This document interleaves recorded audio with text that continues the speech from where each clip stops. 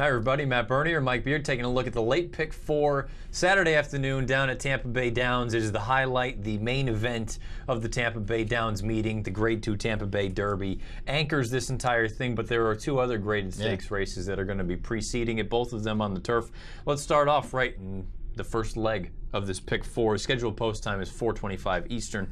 We'll be on live.drf.com starting at 4 o'clock Eastern, bringing through this entire sequence. Race number 9, the Grade 3 Florida Oaks, 3-year-old fillies, a mile and 16th on the turf. La Cornell, way the horse to beat. Yeah. Are you going to use anyone else, including her? I will use a couple of distant backups in my pick 4 just because, I guess there's a chance she needs one off the layoff. Yeah. But to me, it just seemed pretty clear the more I went through this race. If she comes back and she doesn't, let's say she's 90% off the layoff, I think she probably wins. She was an awful good 2-year-old turf filly, and she's not facing the best of the best here. I made her my only A in the pick 4, and I took a couple of distant backups. One of them, Daddy's Little Darling, who's first-time turf for McPeak with plenty of pedigree and sort of the right running style, I guess, for turf, which she'll be trying to close. So I used her as a backup. I used the 655 as a backup. I like all of her turf races. Yeah, 55 is the horse. La Cornell, way the horse to beat. 55, I've loved each one of her races, and I keep chasing her, and I think I'm still going to get a decent number this time around. I think you are. I know she can kick. I think she's going to get some pace. Let's take a look at Mike's ticket for the first leg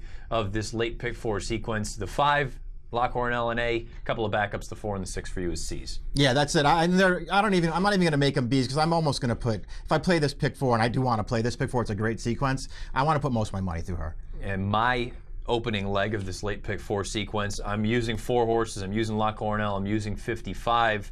I'm also going to use Compelled, the horse that just finished just ahead of 55 most recently down at Gulfstream. My only concern with her, and she has every right to move forward second off the bench, it didn't seem like she packed that punch going any farther. I'm questioning if she's best at a mile. Now we go out to a mile and 16th. The only super deep backup I'll use is Dynatail, who ever since the blinkers have gone on for this filly, she's just been completely different. Now the problem for her is she looks like she's going to have some company on the front end, but if she can put that one away, she's interesting. She will be my deep backup as a C in the opening leg of this late pick 4 sequence. Race number 10, the Grade 2 Hillsborough, mile and 1/8 on the turf. Fillies and mares, 4-year-olds and up. Isabella Sings is going to be on the front. Can she see out 9 furlongs? I don't know. It seems like it just pushes her a little bit too far, but I don't think I'd be playing this pick 4 and not using her anywhere, Matt. I mean, she's such a dangerous horse. You know she's going to have 5 up the backstretch on this field. I can't leave her out. I'm going to use her only as a backup because I think 9 furlongs really does push her limits. I do think there are a couple of horses in here who just might be better than her, but I'm using her as a backup because she's just way too dangerous for me to leave off. You have a couple of horses coming over from Gulfstream, from the Suwannee River. You have Dickinson, you have Elysia's World. Dickinson got a very, I don't want to say lucky, but my goodness, if things didn't open up for Paco Lopez, who knows what happens there. But she really finished when she got through. Elysia's World hung a little bit wide, but at the end of the day, pretty good trip. Are you using either one of them or both of them? Yeah, I want no part of Elysia's World. I just don't think she's that good. And I'm not using her. I'm not using Chad's other horse in this race, either Light in Paris, who just doesn't look good enough to me. I am using Dickinson. I think she is a real good horse. You're right that the trip worked out for her last time, but I like that she had herself in that position and didn't lose any of that position when she was in traffic and then was able to still accelerate when she got the gap. I just think she's a good horse, and I like that race was at a mile and 1/8 too. I'm using her as an A. I'm using Swiss Range, the import for Mott, as my other A. She's another horse. I just like all of her races, and I think she ran deceptively well in the E.P. Taylor. E.P. Taylor was a bit of an odd race. She was in behind horses, never really had a full chance, but she stayed on throughout the entirety of it. I've been a huge fan of My Impression since day one. Me too. Now, I don't know if she's this good. We'll find out. I hated the fact that she ran as poorly, I thought, as she did at Keeneland, but I'm going to kind of chalk that up to the going. I don't think she appreciated that. She ran very well, I thought, in the Winter Memories. Her run 3-back was the one that really made me think we've got something here. Yep.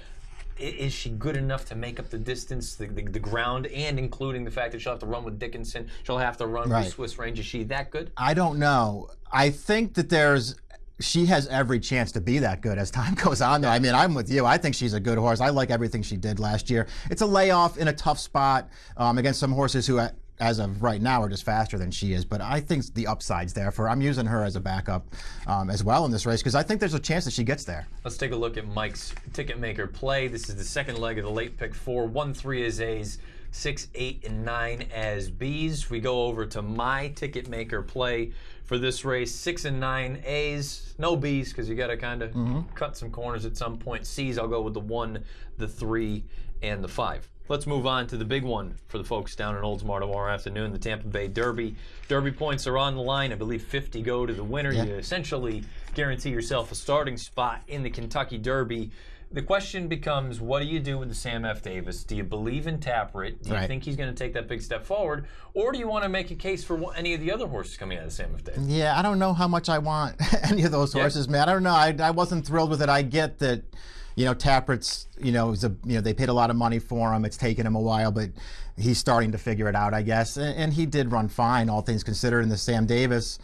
I don't know how great that race was, though. I don't know. That race didn't do a lot for me, and I really struggled with this race because I didn't really know what to do with those horses.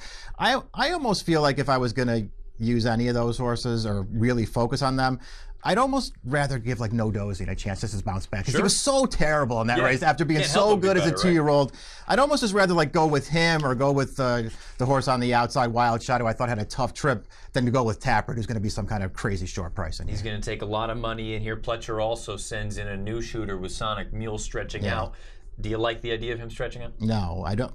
I don't see why he's a better horse going longer. I don't see how he gets the right trip in this race where it feels like he's got to be part of the pace, and I don't see how he's good enough to beat a field like this. I also question, even if he can successfully stretch out, is he this good? And we're not talking about, I don't think we're dealing with superstars here with Sans McCracken, unfortunately, because it was a little ankle problem. But even then, Sonic Mule, I'm not entirely sold on him. I agree. Is there anyone else that you're super interested in? I know you're a little interested in Beasley. Yeah, I mean, he's the only one that I could ultimately go to because I really, after a lot of long and hard consideration, I just decided I don't want the Sam Davis horses. The only new face I want is Beasley. I think there's a chance he's this good. Maybe he's not. It's a test for him. All 3 of his races are fine. I think he's run well all 3 times, and I like the way that he stretched out last time. The horse that beat him, I mean, that horse might beat this field, Battalion Run. I think he's one of Pletcher's better ones, and I like the way he acquitted himself in that race. So I'm going to sort of lean on Beasley in here, right or wrong, at the end of the day. Let's take a look at Mike's Ticketmaker play. This is the 3rd leg of the late pick 4 sequence, leaning on Beasley, using a few backups as B's, the 4, the 5, and the 9. I'm interested in just a really bizarre horse, and I wouldn't fault anyone that said I'm an idiot and he has no chance in here. Tale of Silence down on the inside for Barclay Tagg and Chuck Fipke. This is a horse on Figs. He has 0 chance. He can't win this race right now. Right. But this is what he wants to do. He wants distance just based on his pedigree. He's a full brother to the Tale of Akati. I think farther's actually going to be better. A mile and 16th may even be a little bit short for him. But it seems like you go through and watch his races, there's something here. He's just a very, very green horse. I'd like to think that the blinkers would have sharpened him up a little bit more, but they still haven't. Right. At the end of the day, I don't want to have a situation where I use him as a B, even though I'm going to be picking him and betting him. Right. I don't want to use him as a B or a C and have something else happen in my pick and I don't have him. So as we turn to my Ticketmaker play, I'm using him as an A. I know it's going to make things a little bit pricier, but I feel like with Ticketmaker, if you get one of these giant numbers or a giant number that you like, they may not be the likeliest of winners, but I want to have them on everything. Yes, I agree with that. That's what pick 4s are for, man. You want to try and leverage horses and even if he's not a horse that you have to necessarily leverage, he's going to be a big price straight up in this race. But boy, can you get paid in a pick 4 sequence if you're right. 1-6 is A's for me, 5-9 is B's in the 3rd leg, the Tampa Bay Derby in this late pick 4 sequence. We get to the nightcap. It may not be as sexy as some of the first 3 races, the graded stakes races, but we have a maiden special weight affair. 6 furlongs on the main track. You've got a number of first-time starters in here. How do you normally go through a race like this where the horses that have run, they don't have particularly good form? Yeah. Do you just kind of chalk it up to the connections and say, so-and-so I trust? Yeah, sometimes you have to do that, right? I mean, if all things being equal for me anyway, I want horses who have run. I almost never want first-time starters because they just don't win off enough to justify their odds. But the problem with this race is the horses who have run. It's hard to get that excited about them. I mean, initially I wanted to like the horses coming out of that February 18th race. The more I went back and watched it, though, I'm not so sure that any of these horses can really run, man. I don't know. I'll stay positive on at least right on by because he was an Ian Wilkes first-time starter, going 7 furlongs. I felt like he had a lot working against him. They got bumped at the start, or she did, and now she'll have Lasix. She didn't come with any kind of big finish in there. She's just sort of trudging on through the stretch, but maybe she can do better with that one behind her. I don't know. Lasix go on, that's always a positive move anytime you see that. But like you say, she was kind of all out for a while. It wasn't visually appealing. No. I guess the one that I wanted to be sort of kind to is a horse that's going to take money, so it's not really an interesting opinion. The 9 Boudicca's Revenge, because I thought she was wide throughout and she at least stayed on. Now, the problem is, She doesn't have a heck of a lot of early gas. The blinkers go on. Maybe that's going to keep her a little bit more into the thing. Yeah.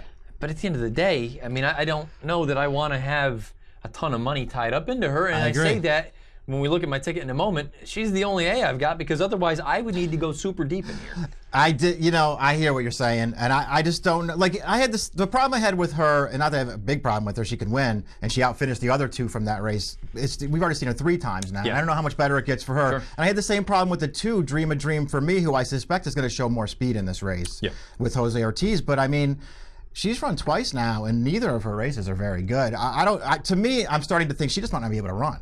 Who do you use in this last leg of the late pick? Well, I'm using, we can put the ticket up there now, guys, so people can see, but I mean, I'm using the Wilkes horse, the 6 out of that race, just because, I don't know, I feel like maybe if anybody steps forward, it's her.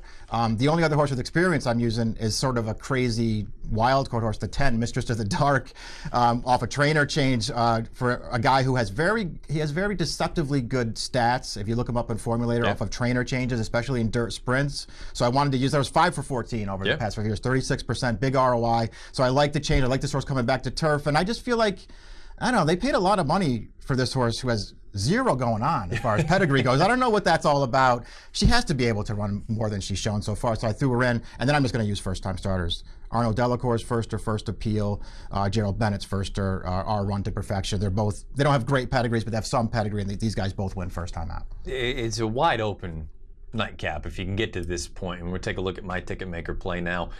I have the 9 as the lone A. Am I thrilled with it? No, but again, you got to kind of tighten up somewhere. I'm going to use the 2, Dream a Dream for Me. There's pedigree here. Now, whether or not she can run, that remains to be seen. I'd like to think second off the bench for Ben Crowlbrook. Maybe she'll take a step forward. I'm also going to use the 6 right on by, like you made mention. Wilkes, first time out, that's not his game. No. Second out, Lasix go on. For backups, I'm going to use a couple of first-time starters. The Delacour first-time starter, as well as the Tom Proctor first-time starter. Yeah.